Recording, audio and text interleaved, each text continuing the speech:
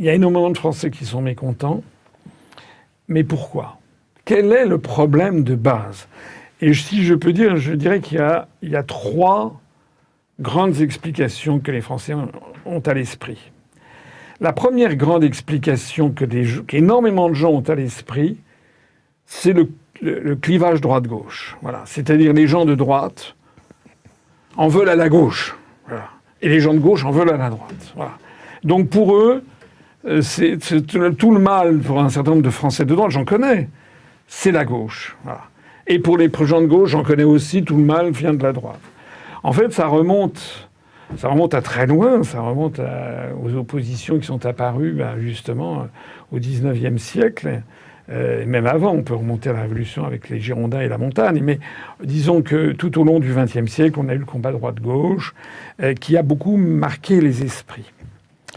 Or, je suis de ceux qui considèrent que le clivage droite-gauche, qui correspond à des tempéraments humains différents, la droite, pour schématiser, c'est un peu c'est les valeurs traditionnelles, c'est l'ordre, le respect de l'autorité, le respect de la hiérarchie, le respect de la religion. Théoriquement, c'est ça, la droite. Bon, on ne remet pas en cause les structures établies, on s'y coule et on y obéit. La gauche, c'est plutôt l'inverse, c'est-à-dire qu'on remet en question l'existant, on voudrait que la société soit différente, qu'elle soit plus égalitaire, qu'elle soit moins injuste, qu'il y ait moins de misère, etc. C'est les grands schémas, me semble-t-il, les grands archétypes de droite et de gauche. Vous savez que la civilisation indienne a d'ailleurs un peu théorisé ça avec ses dieux, c'est-à-dire avec Vishnu et Shiva.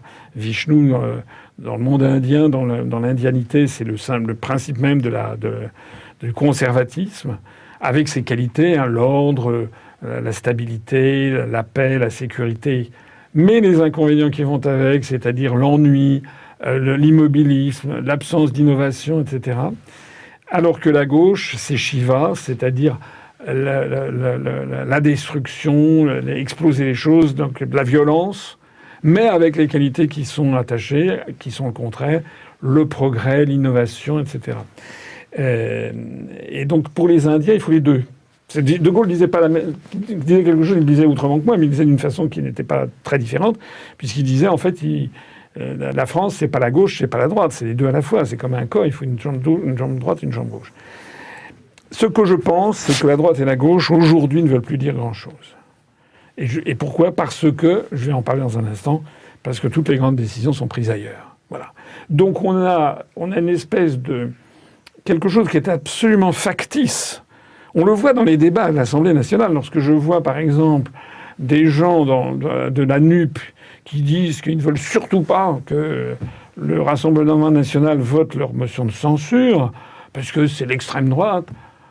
D'abord, je n'ai jamais vu ça. Des gens qui déposent une motion de censure ne veuillent pas faire le plein des voix pour la motion de censure.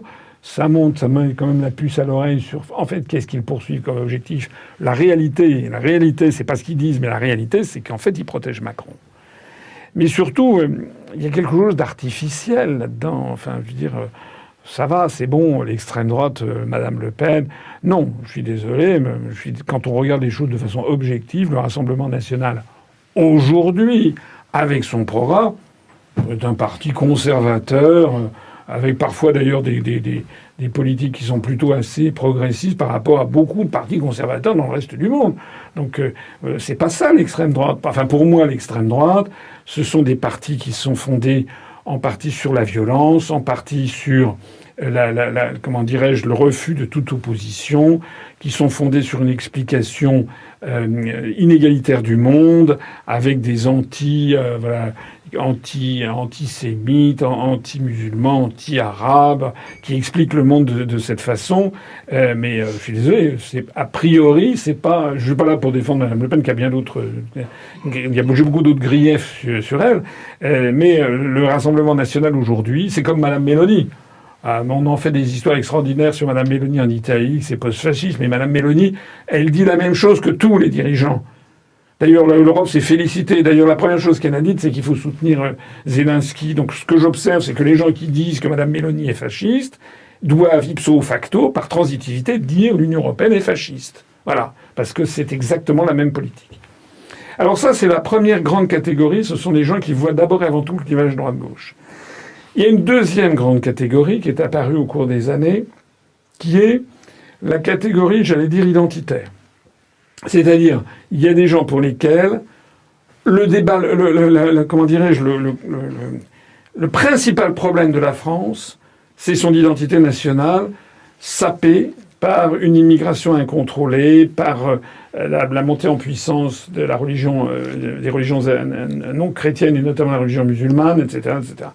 Et donc pour eux, donc ça va être un Zemmour par exemple, pour eux, il n'y a rien de plus important que l'identité nationale et que de combattre la montée de l'islam. Et voilà. Et ils s'inscrivent en fait dans le choc des civilisations théorisé par Samuel Huntington, donc comme vous le savez, un politologue américain.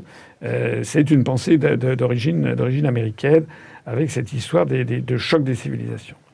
C'est la deuxième grande vision des problèmes de la France, qui ne se superpose pas à la première, parce que vous avez des gens de droite comme des gens de gauche qui refusent absolument cette vision et à contrario, il y a aussi des gens de droite et des gens de gauche qui adhèrent, notamment les gens qui vivent dans des quartiers difficiles, etc., les électeurs qui considèrent qu'ils ne supportent plus de ne plus retrouver la France de leur enfance.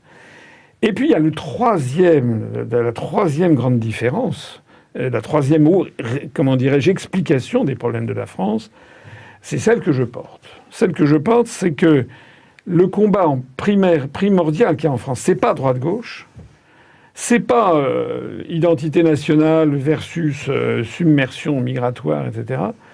Ce que je dis, moi, c'est que la cause première des problèmes de la France, c'est la question de la souveraineté nationale ou pas. C'est-à-dire un peuple souverain ou pas. C'est-à-dire que c'est lui qui décide de son avenir ou pas. Voilà. Et j'estime, et je persiste à dire, que c'est ce clivage qui devrait l'emporter sur tous les autres. Or, c'est difficile à faire comprendre parce que les gens, on peut les comprendre parce que c'est extrêmement ennuyeux, les gens n'ont pas une vision claire du droit européen. C'est le moins qu'on puisse dire. D'abord, c'est emmerdant comme la pluie, il faut dire les choses telles qu'elles sont. Ça les intéresse pas, ils ne veulent pas savoir, ça les embrouille.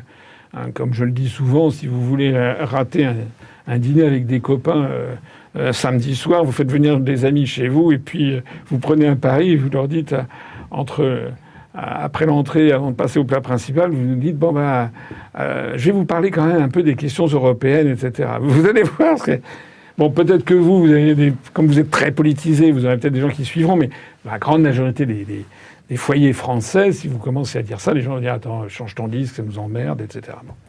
Et c'est pour ça que je dis souvent que la France se retrouve dans une situation qui est assez inédite dans l'histoire, c'est que pour la première fois dans l'histoire, on a une dictature, je pèse mes mots, c'est une dictature, mais qui s'impose par l'ennui, la complexité. C'est compliqué, c'est ennuyeux, et ça ne se voit pas, dans la rue. La grande différence entre notre époque et 1940, c'est lorsque De Gaulle va à Londres, il s'adresse à l'Internet de l'époque, c'est-à-dire la BBC, et il dit la France est en guerre, etc. Il faut poursuivre le combat jusqu'à la victoire finale. La France a perdu une bataille, elle n'a pas perdu la guerre. Il y a des gens qui sont pour, il y a des gens qui sont contre. Mais il y a une chose sur laquelle tout le monde est d'accord, c'est que la France est en guerre. Ça, tout le monde est en guerre. Aujourd'hui, et j'ai pu le mesurer depuis 15 ans, quand vous dites que la France est en guerre, une guerre d'un type nouveau, et que la puissance qui lui fait la guerre, c'est d'abord les États-Unis d'Amérique qui veulent submerger la France, en faire une colonie qu'ils vont siphonner à leur profit, lui imposer un mode de vie qui est le sien, comme tous les peuples, les pays colonisateurs. Lorsque vous dites ça, les gens disent mais attendez, il faut appeler Sainte-Anne, il faut l'emmener au... Or, c'est quand même la vérité. Et la meilleure chose, j'ai fait une conférence qui a une quinzaine d'années, qui s'appelle « Qui gouverne la France et l'Europe ».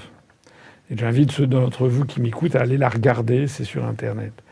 Et dans cette conférence, je commençais dans les débuts par citer cette parole extraordinaire de François Mitterrand. François Mitterrand qui a passé 14 ans à l'Élysée. C'est le président de la République. Il n'y a aucun président de la République, je crois, qui avait fait 14 ans. C'est un record. Et le double septennat complet, c'est un record. Même s'il a été entrecoupé par 2 périodes de cohabitation. Et quelques semaines avant de mourir, Mitterrand reçoit un journaliste, Georges-Marc Benamou, journaliste de gauche du Nouvel Observateur, et qui lui fait ses confidences, et ça sort dans un ouvrage qui s'appelle Le Dernier Mitterrand. Et dans cet ouvrage, François Mitterrand dit « La France est en guerre et les Français ne le savent pas. Les Américains veulent un pouvoir sans partage sur le monde. » C'est ce qu'on voit en ce moment en Ukraine et en Russie. Les Américains veulent un pouvoir sans partage sur le monde. C'est une guerre inconnue, une guerre sans mort apparemment, et pourtant une guerre à mort. Président de la République pendant 14 ans. Ça a été évacué, si vous voulez. Il y a eu quelques petits commentaires ici ou là, mais c'est un débat qui devrait faire l'objet de débats constants à la tête de l'État, à la télévision, à la radio. De Gaulle, qui avait déjà vu le coup venir, avait déjà dit cette phrase que j'ai mise en exergue de l'une de mes conférences de presse aussi, c'est qu'il disait, vous trouverez ça dans C'était de Gaulle, le livre de Perfit, les confidences de Gaulle. De Gaulle disait dans les années 60, le vrai sujet de l'élection présidentielle, c'est l'indépendance de la France. Voilà. Et donc, nous sommes ceux qui disons que tout le reste est secondaire par rapport à ça, y compris les questions migratoires. On en parlera peut-être, parce que lorsque je vois Éric Zemmour, que je connais, que j'ai vu notamment à la télévision, qui m'explique que non, le plus important, c'est l'identité, ça vient avant la souveraineté, il se moque du monde. Il joue sur le fait que les gens ignorent le poids des réglementations européennes. Quand on voit, par exemple, ces histoires d'OQTF, quand on voit les directives venant de l'Union européenne, quand on voit le traité d'Amsterdam qui a transféré à l'Union européenne tout ce qui concerne les questions migratoires, quand on voit que le débat... Moi, je suis sidéré de voir... C'est des débats de menteurs qui défilent à la télé. Ou alors des gens qui ne connaissent pas leur sujet. Parce que quand on voit... Dès qu'il y a un fait divers atroce comme celui de Lola, etc., où on remet sur le devant de la scène les questions d'immigration, migratoire, il y a toujours le débat entre ceux qui veulent faire ci, ceux qui veulent faire ça. Mais moi, on m'invite jamais parce que moi, je dirais quelque chose de différent. Je dirais, vous pouvez toujours débattre de tout ce que vous voulez, c'est pas vous qui décidez. C'est la Cour européenne des droits de l'homme, et c'est l'Union européenne, et c'est Schengen. Donc tout le reste est littérature, et vous vous moquez du monde, en fait.